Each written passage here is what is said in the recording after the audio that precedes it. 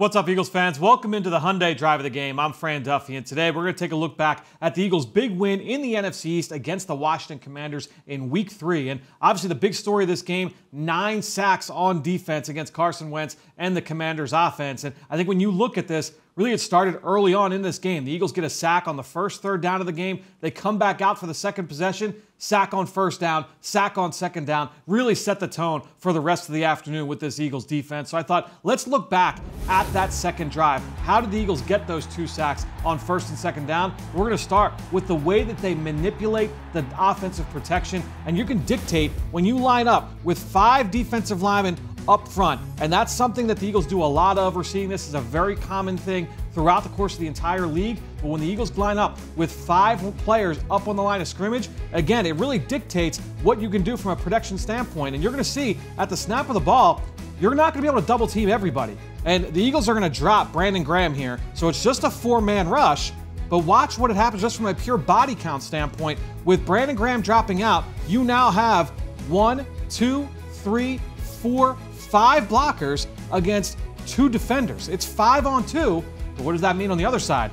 That means it's 2 one-on-ones. Fletcher Cox and Hassan Reddick are both left one-on-one on the other side of the formation. And guess what? Both of these guys win. Fletcher Cox wins inside, Hassan Reddick wins off the edge, and you get a sack there on 1st and 10. That's with using that 5-man front to your advantage there on those passing downs. It's 1st and 10. The Eagles get a sack. Come back on the very next play. What did you see? It's another 5-man front, a little bit different this time because you've got TJ Edwards walked up over the center. But again, essentially a 5-man front. Now, Washington, they slid all of their protection towards that other way, right? Away from Fletcher Cox. Well, this time, with TJ Edwards walked up in the A-gap, Washington says, okay, we have to slide our protection this way, right? Well, what does that do? It creates a couple of one-on-ones on the opposite side of the field. This time, you're going to see Brandon Graham and Javon Hargrave get the one-on-ones, right? So you got the 2 one-on-ones on this side.